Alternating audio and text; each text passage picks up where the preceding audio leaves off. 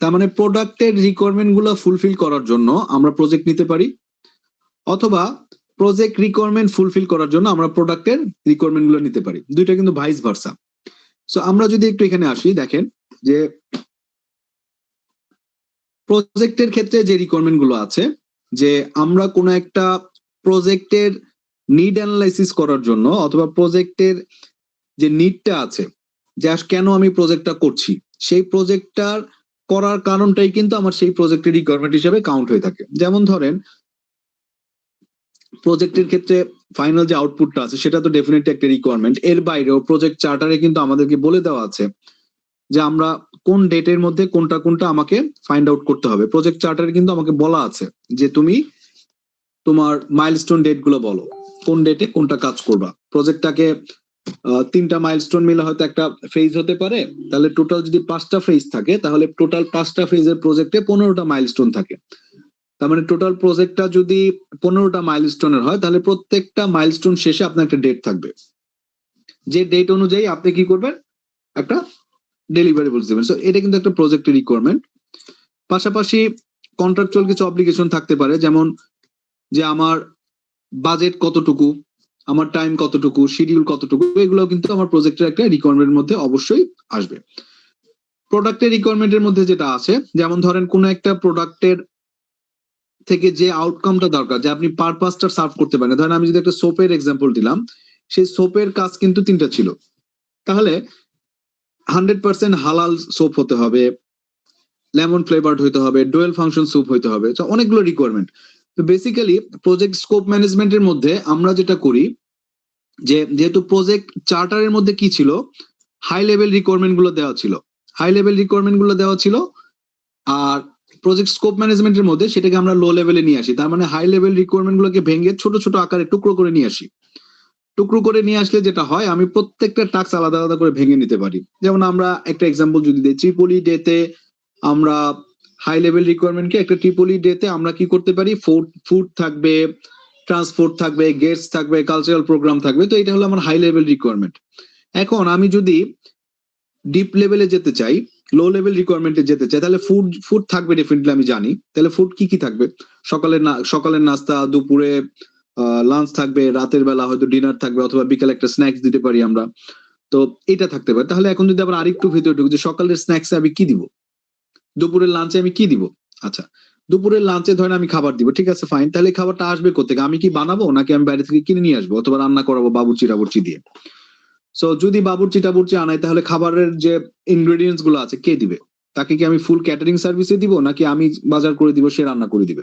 So এই যে part গুলোকে একদম টুকরো টুকরো করে ভাঙা। হাই লেভেল রিকোয়ারমেন্টে বলা ছিল যেখানে আমি কালচার ট্রিপলি ডেতে আমি ফুড দিব অথবা খাবার দিব, কিন্তু স্কোপ ম্যানেজমেন্ট অথবা লো লেভেল রিকোয়ারমেন্টে এসে আমি একদম ভেঙে ফেলবো যে কি কি খাবার দিব, কয় বেলা খাবার দিব, কোত্থেকে খাবার আসবে, কে রান্না করবে, কে বাজার করবে, কে এটার দায়িত্বে থাকবে, এই পার্ট গুলা ভেঙে ফেলবো। তো এইটাকে আমরা বলি ওয়ার্ক ব্রেকডাউন স্ট্রাকচার।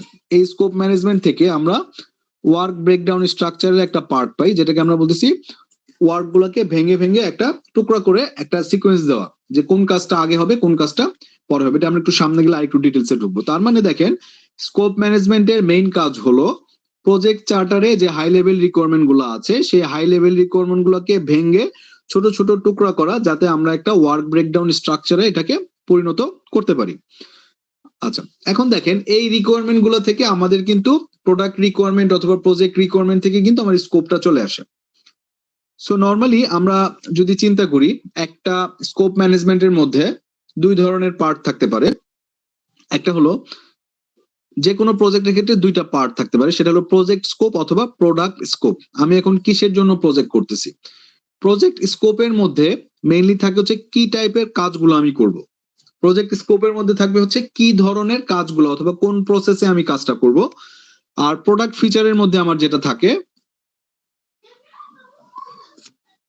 স্ক্রিনটা কি দেখা যাচ্ছে?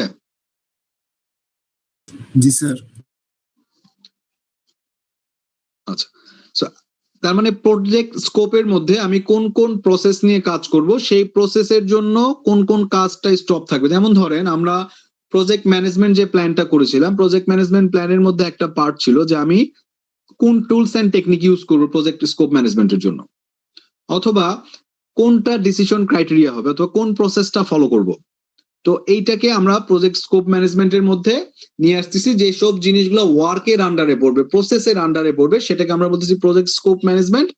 আর প্রোডাক্ট স্কোপ ম্যানেজমেন্টের মধ্যে আসবে যে আসলে প্রোডাক্টের মধ্যে আমরা কোন কোন ফিচার অ্যাড করব, জাস্ট লাইক আমরা যে সোপের এক্সাম্পল দিলাম ওই রকম।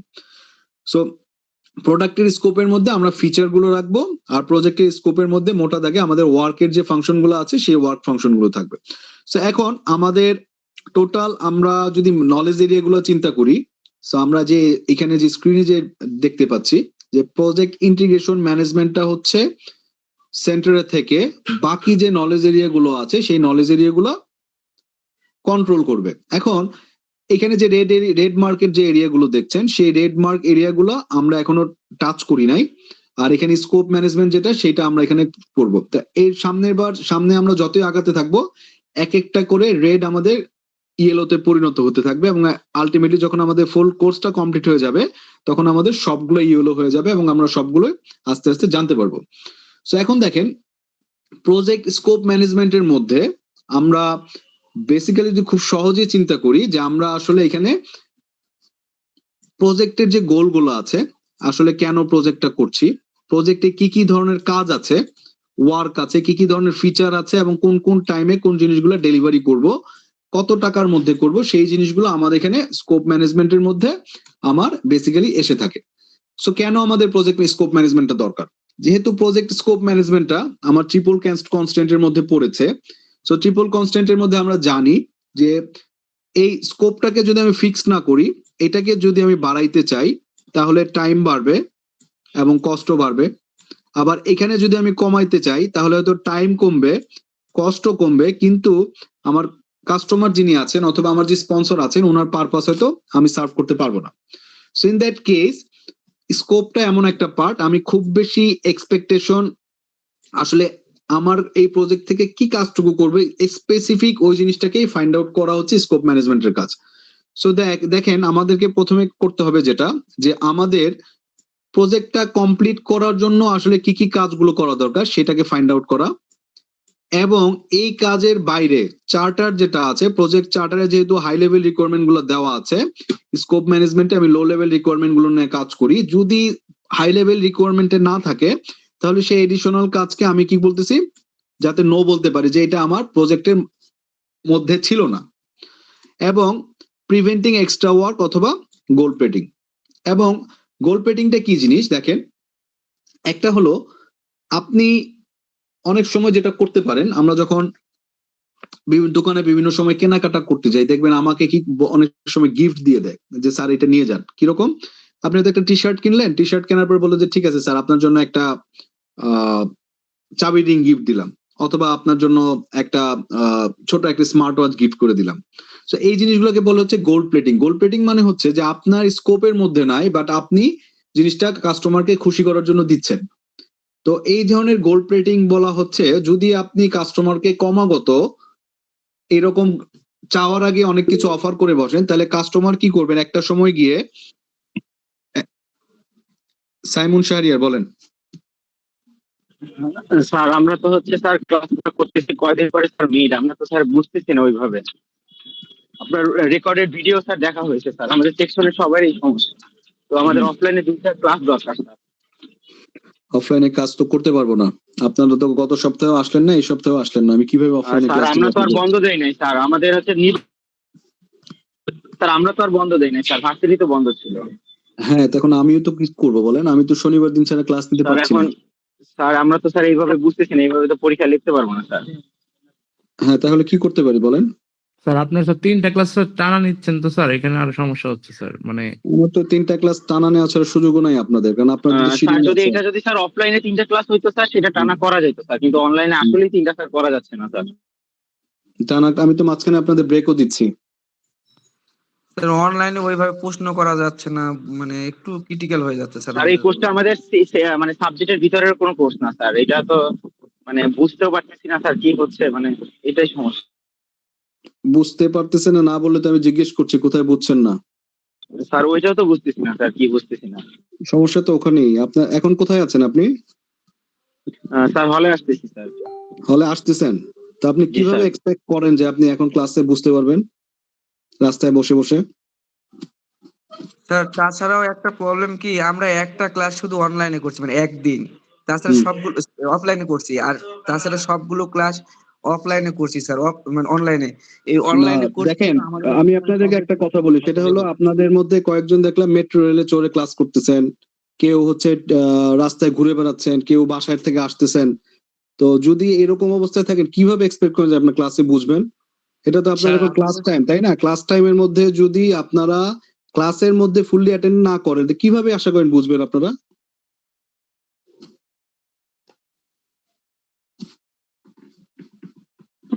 স্যার কালকে যেহেতু আমাদের ক্লাস, স্যার আমাদের তো বাসা দিয়ে আসতে হবে স্যার। স্যার হ্যাঁ, আজকে আমাদের তো ইউনিভার্সিটি খোলা, আজকে ইউনিভার্সিটি খোলা না, আজকে কি ইউনিভার্সিটি বন্ধ ছিল? স্যার কালকে তো স্যার বাস ছিল না, আমাদের এলাকাতে একটু বাস ছিল না। তো এইটা তাহলে বলতেন, ডিপার্টমেন্টকে বলতেন, ডিপার্টমেন্ট আজকে ইউনিভার্সিটি বন্ধ রাখতো, আমিও আজকে স্যার ক্লাসটা নিতাম একটা না আপনাদের। আমি তো অনলাইনে ক্লাস নিতে চাই না আপনাদের, আমি তো স্যার অফলাইনে গিয়ে একটা ক্লাস নিতে চাই। জি স্যার, অফলাইনে আমরা তো অফলাইনের জন্যই ক্লাস করার চেষ্টা করি, কিন্তু তো অনলাইন আপনারাই আমরা তো এই কালকে ক্লাসে কালকে একটাও সন্ধ্যার সময় অফলাইনে আপনাদের ক্লাস করি। সিআর রিকোয়েস্ট করলো আমাকে, স্যার অফলাইনে ক্লাসটা নেন।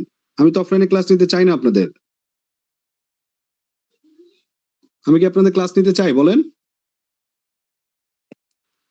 স্যার স্যার আপনি ভালো অনলাইনে স্যার নিলে স্যার একটু মানে গ্যাপ গ্যাপ দিয়ে নিলে স্যার, যে এখন একটা হুম। রাতে একটা এরকম করে নিলে ভালো হতো। মানে আচ্ছা, টানা আমি কি 3 আপনাদের ঘন্টা জন্য স্যার তো। মানে 24 ঘন্টা আপনাদের জন্য আমি ফ্রি ফ্রি টাইম রাখবো?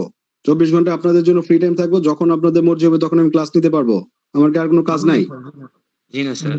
সব তাহলে টিচারই আমি স্যার কি করবো 3টা বলেন? করে, আপনি এখন সপ্তাহে ক্লাস 3টা নিতে করে ক্লাস পারবেন না। থাকে স্যার। আমি 3 আওয়ার্স ক্লাস নিচ্ছি, আপনারা বসে বসে শুনতেছেন, আমি ক্লাস নিচ্ছি, আপনার যেতে আমার কষ্ট বেশি হচ্ছে। জি স্যার। তো তারপরেও আপনারা এক একজন রাস্তায় ঘুরতেছেন, রাস্তা থেকে আসতেছেন, অমুক করতেছেন, তমুক করতেছেন, কালকে রিকোয়েস্ট করতেছেন যে অফলাইনে ক্লাসটা নেন। তো সবই তো মনে হচ্ছে যে আপনাদের নিজের মনোমর্জি করতেছেন। তাহলে আমি লেকচার শিট দিয়ে দেই, পড়ে নিন আপনারা। যদি কোথাও কোনো কনফিউশন থাকে 1 to 1 আমাকে জিজ্ঞেস করেন, ঠিক আছে?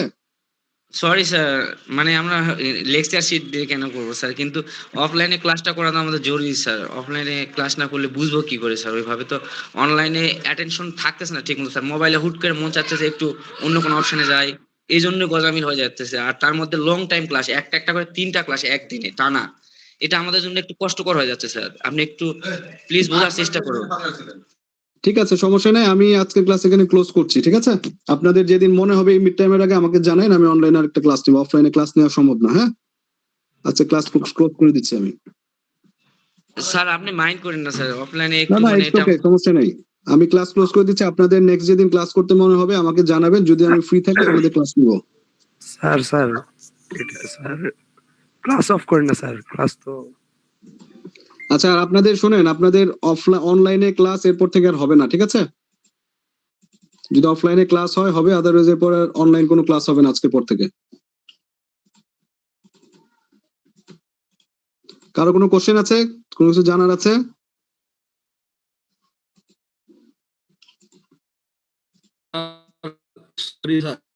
আপনাদের অ্যাসাইনমেন্ট গুলো রেডি করছেন সবাই?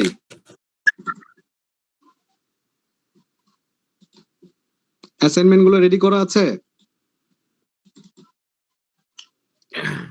সেকশন এ, সেকশন বি অ্যাসাইনমেন্ট রেডি করেছেন? সিআর কি আছেন? না স্যার, এখনো করা হয়নি স্যার।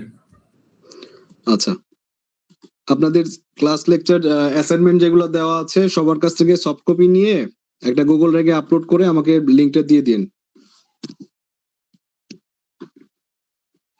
কবে দিবেন সেটা?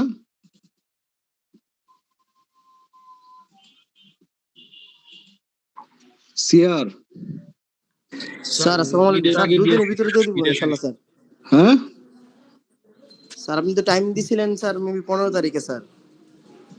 জি, তাহলে গুগল স্যার ড্রাইভে তাহলে আমরা আপলোড করে